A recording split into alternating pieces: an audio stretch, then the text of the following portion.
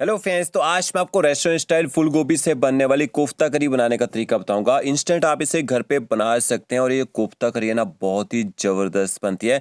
गोभी जो कोफ्ते हैं ना, सिर्फ और सिर्फ 10 मिनट में बन के तैयार हो जाते हैं। और ग्रेवी देखिए, इसके साथ जो ग्रेवी बनेगी, इसका जो टेस्ट है बहुत ही लाजवाब होगा। चलिए रेसिपी शुरू करते हैं। सबसे पहले आपको यहाँ पे फूल गोभी चाहिए होगी, तो आधा किलो का मैंने फूल लिया था डंठल के साथ में। डंठल मैंने हटा दिए और गोभी के फूल का ही आपने यूज़ करना है। पहला काम आपने क्या करना है, एक बाउल में पानी ले लीजिए, गर्म पानी लेना है, उसमें नमक और हल्दी डाल लेनी है और इसमें गोभी डाल दीजिए। 2 मिनट तक गोभी को अपने पानी में छोड़ देना है। इससे एक तो गोभी अच्छी तरह से साफ़ हो जाएगी और दूसरा कीड़े वगैरह होते हैं ना, वो भी अच्छे से निकल जाते हैं। तो क्या देखिए, गोभी को अच्छी तरह से मैंने धो लिया है। अब आपने गोभी के जो फूल है ना, वो अलग कर देना है, ये देखिए इस तरह से। और इसके अंदर जो हार्ड डंठल होता है ना, वो आपने यहाँ पे कोफ्तों में यूज़ नहीं करना है, ठीक है। और इसके बाद आपने ग्रेटर लेना है। ग्रेटर की सहायता से गोभी को आप यहाँ पे ग्रेट कर लीजिए। ये देखिए इस तरह से गोभी को आपने ग्रेट कर लेना है। तो सारी गोभी यहाँ पे मैंने देखिए ग्रेट कर ली है। अब आपने एक छोटा चम्मच इसमें नमक डाल देना है और अच्छी तरह से नमक के साथ गोभी को यहाँ पे मिक्स कर लीजिए। 2 मिनट तक आपने नमक के साथ गोभी को मिक्स करके छोड़ना है। इससे क्योंकि गोभी जो पानी छोड़ेगी ना, उसको हमने निकालना है। तो 2 मिनट यहाँ पे हो चुके हैं। इसके बाद आपने कपड़ा लेना है। देखिए इस तरह से गोभी को अपने कपड़े में डाल देना है। कपड़े में डाल के आपने गोभी का जो पानी है वो निकालना है, क्योंकि पानी रहेगा तो आपको बाइंडिंग ज़्यादा डालनी पड़ेगी और कोफ्ते फिर जो है ना वो अच्छे नहीं बनते हैं, वो टेस्ट भी नहीं आता है। तो ये देखिए अच्छे से ज़ोर से आप निचोड़ लीजिए गोभी को। और ये जो पानी है इसको आपने फेंकना नहीं है, इसको आप ग्रेवी में यूज़ कर सकते हैं। फिर आपने गोभी को उसी बाउल में डाल देना है, देखिए इस तरह से, और थोड़ा बिखेर दीजिए। अब आपने इसमें ना अच्छा टेस्ट लाने के लिए पनीर ऐड करना है। तो 100 ग्राम मैंने पनीर लिया है। पनीर को आपने ग्रेटर की सहायता से ग्रेट कर लेना है। पनीर ना हो आप इसमें आलू डाल सकते हैं, वो लोग आलू डालना चाहें वो डाल सकते हैं। तो पनीर को भी अच्छी तरह से आपने यहाँ पे मिक्स कर लेने, देखिए इस तरह से। अब आपने इसमें ना नमक मिर्च मसाले ऐड करने हैं। तो थोड़ा सा आप इसमें बारीक कटा हुआ हरा धनिया ऐड कर दीजिए, बहुत ही बढ़िया फ्लेवर आएगा। इसके साथ में एक छोटा चम्मच आपने इसमें बारीक कटा हुआ लहसुन ऐड करना है। तीखा करने के लिए आप इसमें थोड़ी सी हरी मिर्च ऐड कीजिएगा। गरम मसाला पाउडर ऐड करना है, बहुत ही बढ़िया फ्लेवर आएगा गरम मसाला पाउडर से भी। आधा छोटा चम्मच आप इसमें हल्दी पाउडर ऐड कीजिए और थोड़ा सा आप इसमें लाल मिर्च पाउडर ऐड कीजिएगा। इसके साथ में एक छोटा चम्मच आपने इसमें बारीक कटा हुआ अदरक ऐड करना है और अच्छी तरह से सारे इंग्रेडिएंट्स को एक बार यहाँ पे मिक्स कर लीजिए। नमक हमने पहले ऐड कर दिया था, एक बार टेस्ट कर लीजिएगा। नमक कम लगे तो थोड़ा सा नमक और यहाँ पे डाल सकते हैं। तो यहाँ थोड़ा सा नमक मैंने और ऐड किया है। अब यहाँ पे बाइंडिंग के लिए आपने ना बेसन ऐड करना है। तो 2 छोटे चम्मच भर के आप इसमें बेसन के ऐड कर दीजिए। 2 छोटे चम्मच आपने इसमें कॉर्नफ्लावर ऐड कर देना है। कॉर्नफ्लावर ना हो तो आप 2 की जगह 4 छोटे चम्मच भर के बेसन ही डाल सकते हैं। थोड़ा सा मैंने बेकिंग पाउडर ऐड किया है। बेकिंग पाउडर से क्या होगा, कोफ्ते अच्छी तरह से फूल जाएंगे और अंदर तक अच्छी तरह से पक भी जाते हैं। तो अब आपने बेसन और कॉर्नफ्लावर के साथ भी गोभी को अच्छी तरह से मिक्स कर लेना है। ये देखिए इस तरह से, ज़्यादा आपने मिक्सचर को मसलना नहीं है। इसके बाद आपने कोफ्ता बना के देख लेना है। ये देखिए अच्छी तरह से ना बाइंड हो रहा है। तो केवल बाइंडिंग तो आ जाती है, बट इसको आपने फ्राई करके देखना है। ये देखिए अच्छे से फ्राई हो रहा है। फ्राई करते हुए फटना नहीं चाहिए कोफ्ता। अगर फटे तो आप इसमें थोड़ा बेसन और डाल सकते हैं।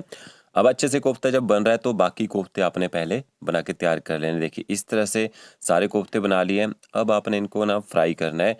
तो फ्राई करने के लिए एक कढ़ाई में ऑयल ऐड कर दीजिए, उसको थोड़ा सा गर्म कर लेना है। फिर आपने इसमें ना जितने कोफ्ते फ्राई करने के लिए आते हैं उतने एक बार में डाल दीजिए। मीडियम फ्लेम में 3 से 4 मिनट तक आपने कोफ्तों को यहाँ पे फ्राई कर लेना है।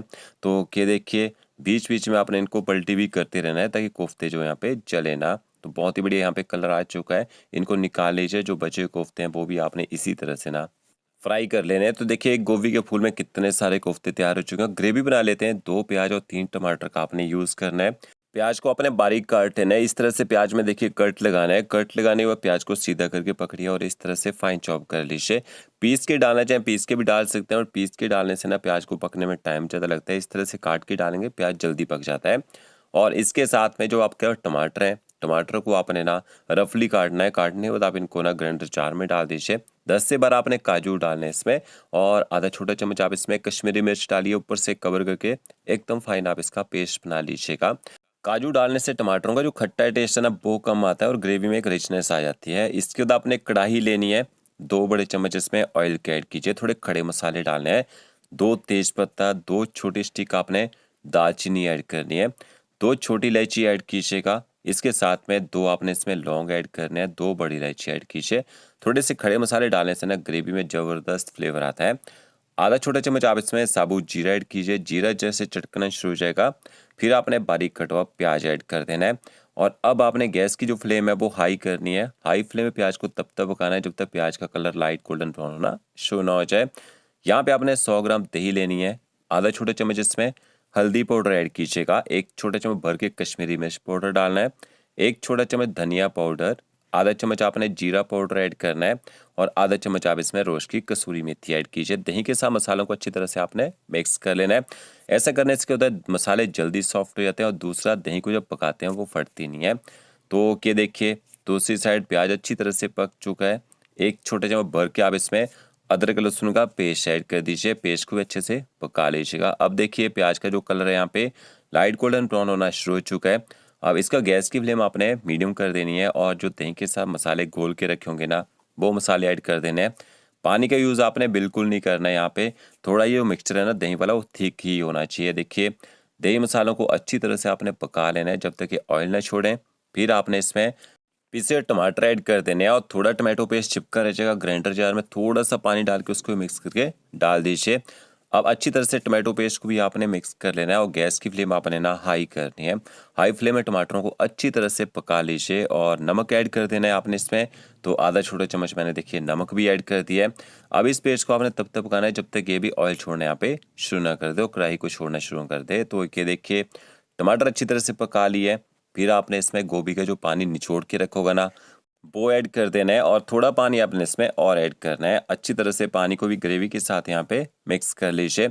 अब गैस की फ्लेम हाई कर देते हैं ताकि जल्दी से बॉयल आ जाए और ऊपर से आपने ग्रेवी को कवर कर देना है। हाई फ्लेम में आपने ना लगभग 2 से 3 मिनट तक ग्रेवी को पकने देना है यहाँ पे। तो ये देखिए ग्रेवी में अच्छे से बॉयल आ चुका है। अच्छी तरह से ग्रेवी को मैंने पका लिया है। थोड़ा सा बारीक कटा हुआ हरी धनिया ऐड करते हैं। थोड़ा सा आपने इसमें गरम मसाला पाउडर ऐड करना है, बिल्कुल थोड़ा सा, क्योंकि फ्लेवर के लिए हमने खड़े मसाले यहाँ पे यूज़ किए हैं। तो ये देखिए ग्रेवी में अगर आप कोफ्ते डाल के इसको ना पकाना चाहें तो ग्रेवी आपने पतली रखनी है और थोड़ी थिक ग्रेवी बनाएंगे तो आपने क्या करना है, जो कोफ्ते ना उनको लास्ट में फ्राई करके गर्म करके उनको प्लेट में डाल के ऊपर से ग्रेवी डाल के सर्व कर दीजिएगा इस तरह से। देखिए तो ये आपको कोफ्ता करी की रेसिपी कैसी लगी ज़रूर बताइएगा। तो फ्रेंड्स वीडियो अच्छा लगा होगा लाइक शेयर कमेंट जरूर कीजिए। ओके फ्रेंड्स, मिलते हैं नए वीडियो के साथ। Thank you.